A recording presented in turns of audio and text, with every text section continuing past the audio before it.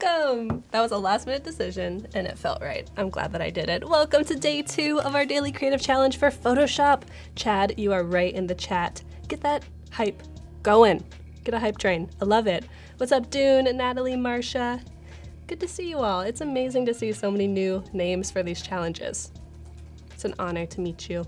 If you're totally new to these challenges, welcome. My name is Kathleen, and I'm going to be your host, your mentor, your Photoshop friend, Photoshop best friend for the next 2 weeks, and hopefully longer. These are awesome challenges, and the theme is level up, because at the end of the next 2 weeks, you're going to be level 9,000, maybe 1,000, maybe 2,000, who knows where you're going to end up, but it's going to be further along than you are now. Really excited to see where you all get. Yes, hashtag level up. Love that. Hi, Jennifer. Good to see you. What's up, Sam? Hello, Melissa. If you want to be joining us for these daily creative challenges, let me give you a quick little rundown of how they're going to be working. If you haven't registered yet, it's super easy. Go to behance.net/dailycreativechallenge, and you will come to this beautiful registration page. It's not too late to register. Like I said, it's only day 2, so you are not too far behind. If you would like to register, just make sure you're logged in on Behance. Click this beautiful big blue button. It'll say you are registered, and then that will then send notifications to your Creative Cloud app on your desktop. That will let you know the challenges every day and that there's a live stream going on. And it will also give you some more information, like how you can hang out with us. But this goes to 11,000. You're right, Christine. So true. What's up, Skip? Wade, hello. Yes. So if you want to be joining us, make sure you get registered, and then each day you're going to receive a challenge. You can hang out with us on the live show. That's what this is. It's a 30-minute show every morning for the next 2 weeks. That will be kind of an example of me working through the challenge for the day. So for example, today is blending. So I'm going to work through my take on what blending means. I'm going to teach you a little bit about blending modes. And we're going to end up with a futuristic postcard that we can send to the future, from the past, in the now, who knows. Yay, Garvey, welcome. You're not too late. I'm still just rambling on, so you're safe. You're in the safe zone. Also, beverage check. I have coffee.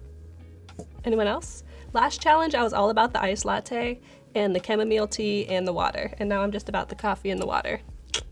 That's my thing. Let me know. What's up, Miriam? So I'm going to be working through blending, and then I'm also going to be showing you how to export it from Photoshop, get it uploaded on Behance, which is a beautiful portfolio website, and that's where we live right now.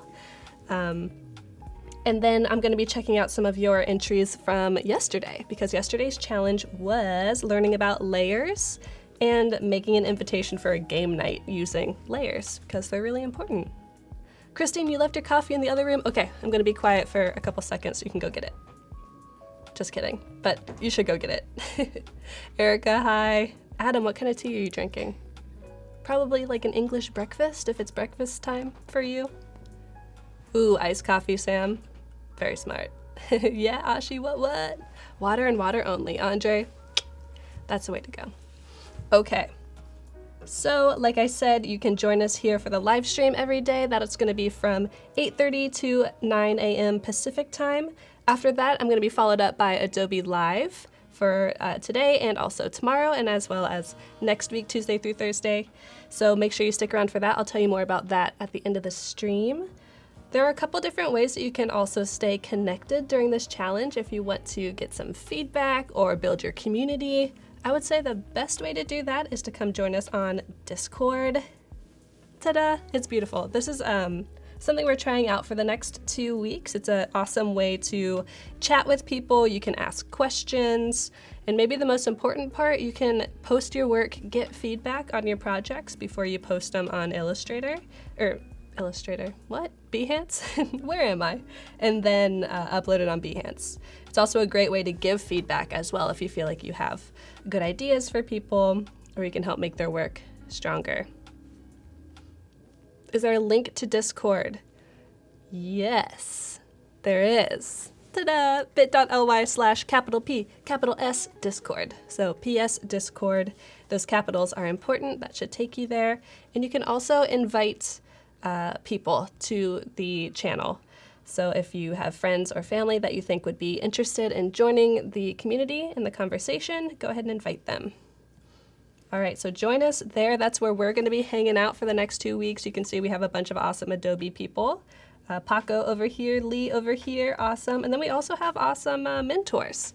So Sam Peterson, as you see in chat, he is a really, really talented digital artist, digital painter. Tim is an amazing moderator over on Adobe Live as well. And we also have Tammy Coker, who's really a Photoshop aficionado, I would say. So what's up, Tammy? Good to have you. Okay, I know. No, Andy. No rip Slack. Slack's still good. Don't worry. All right. So I think that's about it for announcements. I'm going to jump into Photoshop. Let's walk through what could possibly be an option for blending today. Let's level up our blending skills and blending modes. And let's even learn what the heck they are. Because if you're new to Photoshop, you might not know. I know, Tim is playing Factorio at all hours of the day. Hey Lisa, good to have you. Before we start working, let's take a beverage sip. Get our elixir, get our potion going on. So before we even start talking about blending modes, I'm just going to drop a background in here so we can start working. I have my Finder window. Let's navigate. Let's navigate song. And let's grab the background that I want to use. This I got from Adobe Stock, and I noticed a lot of people were asking, like, do we have a starter file or should we use our own files? Go ahead and use your own, and Adobe Stock is an awesome way to find reference work, background images, whatever you want to use. You can download a preview of an image for free, and then if you decide you want to license it, it's really easy to do. So I have a couple images. I'm just going to drag this onto my file from Stock. Going to grab a corner. You'll notice that the cursor turns into a little rotate icon. I'm going to hold shift so it stays constrained. And I'm going to just size this to my canvas. Now I have a file size, and I'm going to kind of just fine tune it, maybe center. There we go. My file size is an A6 because I read on the interwebs that that is kind of the global size for a postcard. So if you go over to, if you're opening a new document, go over to Print, Easy, View All Presets right here. And then you're going to find A6, which is over here on the left.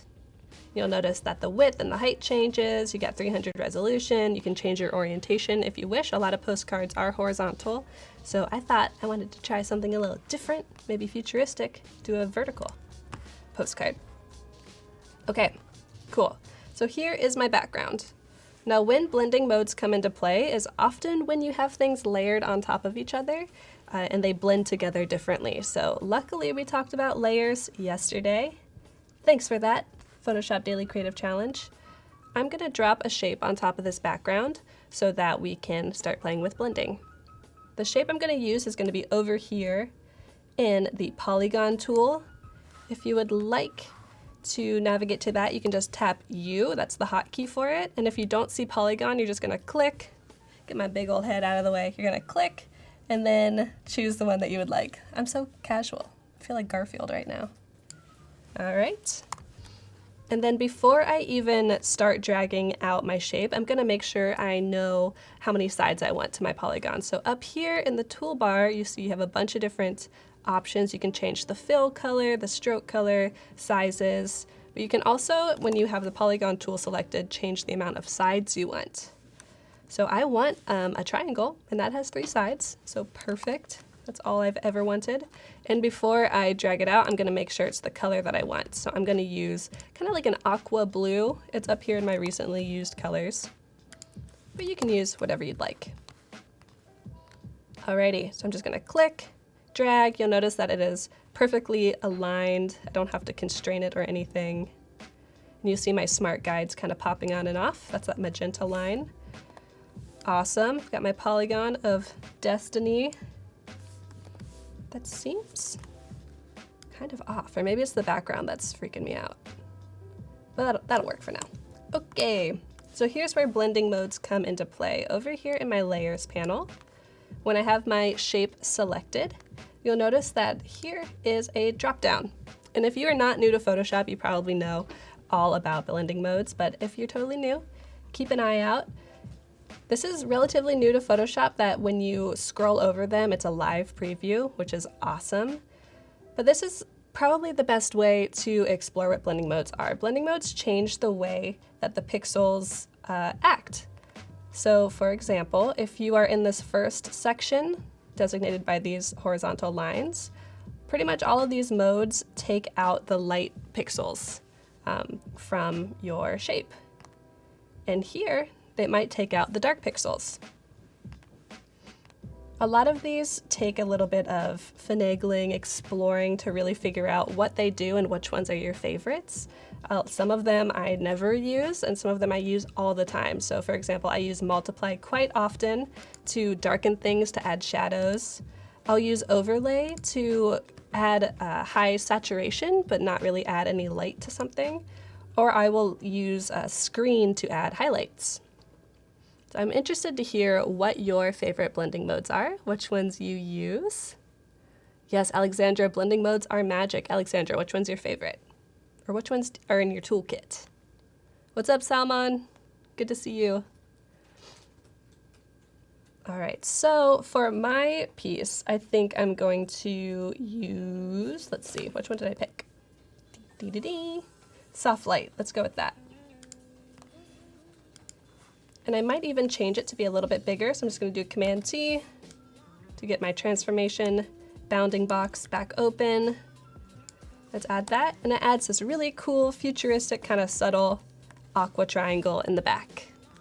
Mark says normal is best. Ooh, Santosh, you like overlay? I like overlay too, because it adds such nice washes of color, especially if you're using really highly saturated stuff. Screen and overlay, nice. Subtract 0%. Sam says that he uses multiply the most. Sam, you use blending modes pretty often with your digital painting, right? That's really cool. Everyone should go check out Sam's live streams. It's a very interesting technique. Very methodical, well thought out.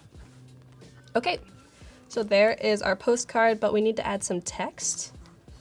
So let's add some text. Over here in the toolbar, you'll see the text tool is a T, makes sense. I'm gonna just click it. I'm gonna click to add some text. You'll notice that it auto-populates some lorem ipsum.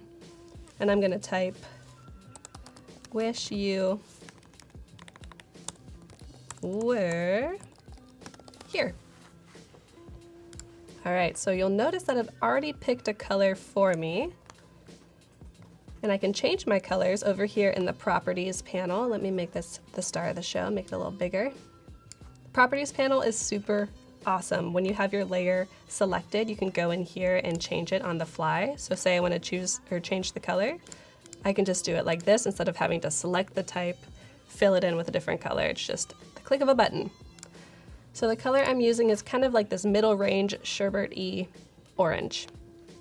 You'll notice how this meshes well with the background colors once I change the blending mode. If you're interested to know about the typeface I'm using, this is Omnium Wide, and I got this from Adobe Fonts. This is not included when you just download Photoshop, but you can super easily get it by going to this link.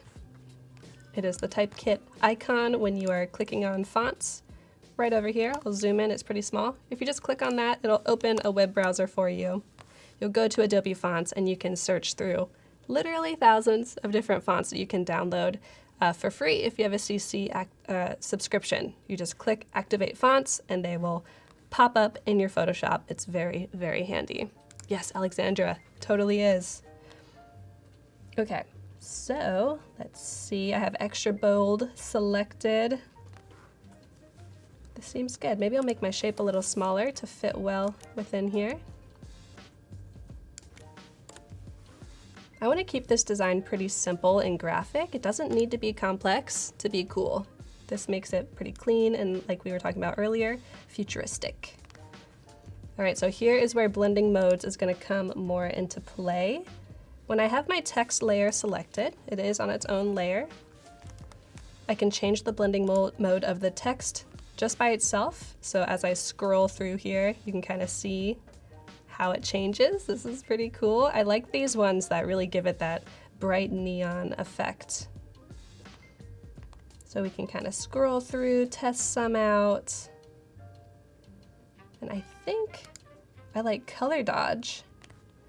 And I'm going to make this a little bit bigger. This is a beautiful part of design where you just kind of play with things as you go. Adam says it reminds me of a program from the 80s, like a video game from the 80s. The theme this challenge is level up, video games. Pretty cool. All right, so we could be done there, but I would like to make it mesh together a little bit better. So one way that I'm gonna do this is I'm gonna zoom in a bit, and I'm gonna take you into the world of masking just for a moment. Don't be scared. This is just a very simple way to blend things together. So with my text layer selected, I'm gonna go down here, I'm gonna select layer mask. This is the icon for it.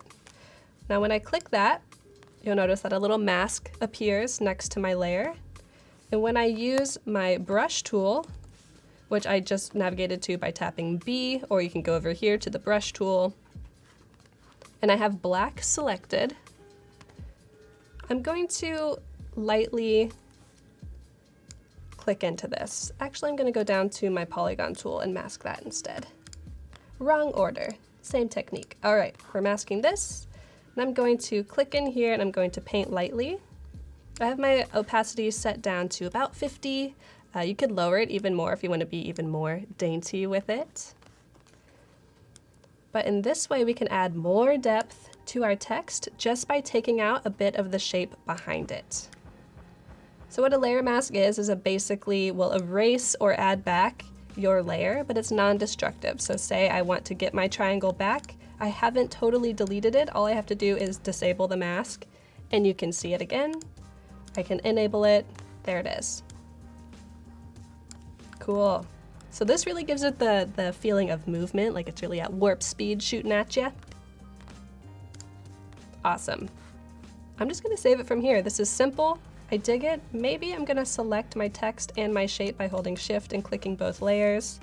And I'm just gonna tap it down a bit. It looks a little top heavy right now. Okay. Cool. There we go.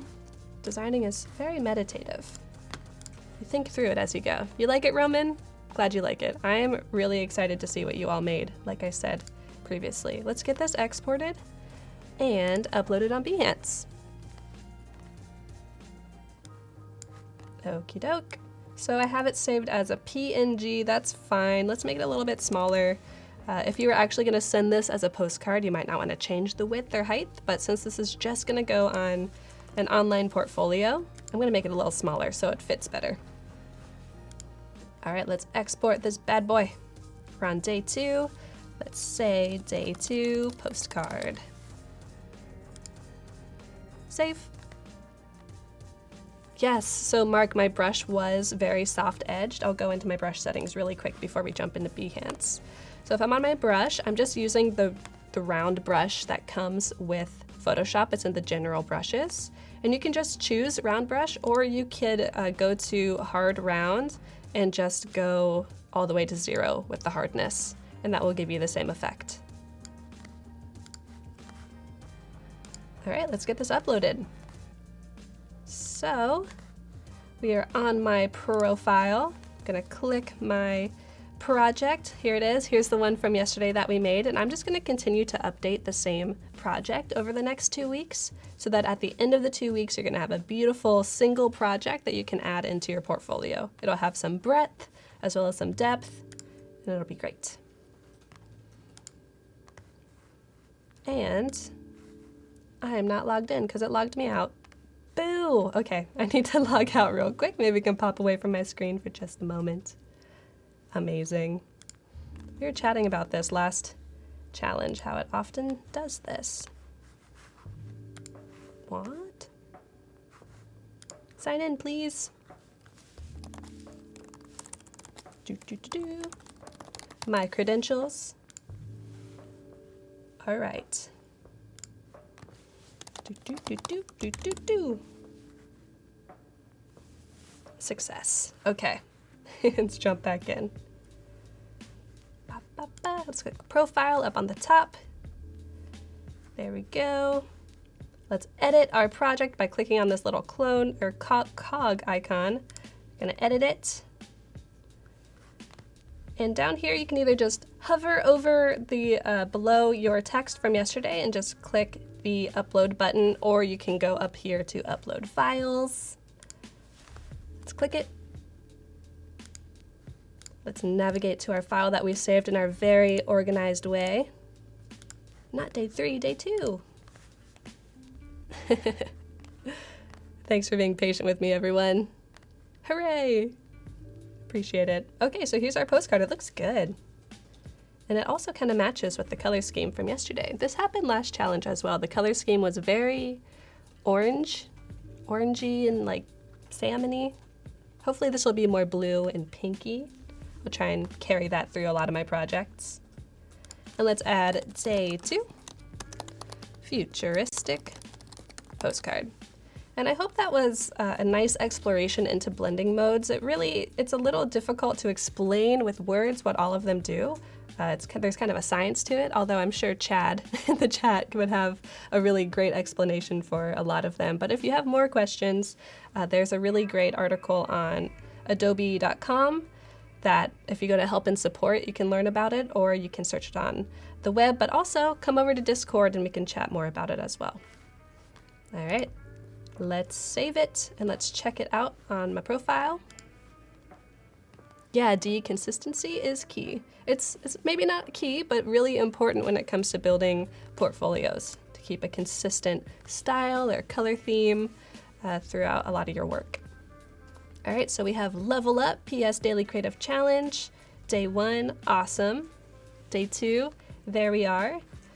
And I do want to note one more time, I know we chatted about this yesterday, but when you are making your projects, when you go into your settings, so number 3 over here, in discoverability, please make sure that your keyword is PS Daily Challenge. It's one word, just add it like a hashtag, and when you save that, it will make it very easy for us to find your work when we search the keyword PS Daily Challenge. So you'll just search that in the search bar and make sure that you are searching by most recent, because if you search by anything else, you might see things from previous challenges, and we really just want to see the most recent stuff. Chad says it's all geeky math. That's the only kind of math, I'm pretty sure. Is it truly from the future or no? I'm not sure, Wade. Chad, our future guru, can tell us. Okay, so here are some of the awesome submissions that you posted just from yesterday. I'm just gonna scroll through this and you can see the sheer might of all of these submissions. What the heck? Oh, this is awesome. Ting Ye looks like uploaded their own image, but used a similar design as mine. That's really cool. I'm impressed. I don't think I've really scrolled through all of the submissions en masse like this. Awesome, and then here is the start from yesterday. So this is a great way to look at other people's work as they are posting. Looks like somebody has a mock-up going on. Oh my gosh, Lisa? So Lisa has her finished work and then also included a mock-up with a background that matches the style. That's really cool. I think it's important not only to use mock-ups, but to share your process as well. So this is a really great example of that. Nice job, Lisa, because people want to see the details of your work, and then they want to see how it's used in the real world in context. Let's give that a thumbs up. Nice. I'm super impressed. I could just look at these all day, and I probably will. So get your stuff uploaded. We're going to be looking at challenge submissions from tomorrow at the end of the stream. But really, really cool. I'm digging this kind of posterized style. A riff off of the way that I laid out the type. Awesome. I'm interested to know how you made this background. Did you select the figure and then make it bigger and fill it with purple? Nice job. This was by Asya. Super cool. So come join us on Discord. I'm going to be back tomorrow at 8:30 going through day 3's challenge. Who knows what it's going to be? If you have any guesses, let us know. But we'll be hanging out on Discord for the rest of the day, giving feedback. Make sure that if you ask for feedback, try and give some feedback as well. And then we have Adobe Live coming up right after this. So this week is Graphic Design Week. We have 3 amazing designers. We have Claudie, Julia, and Whitney, all working on beautiful branding projects, graphic design, all kinds of good stuff. And they all have amazing hosts with them as well. So if you want to learn more about how to build a brand, how to design things well and cleanly, stick around for that at be.net/live. That's where we are right now.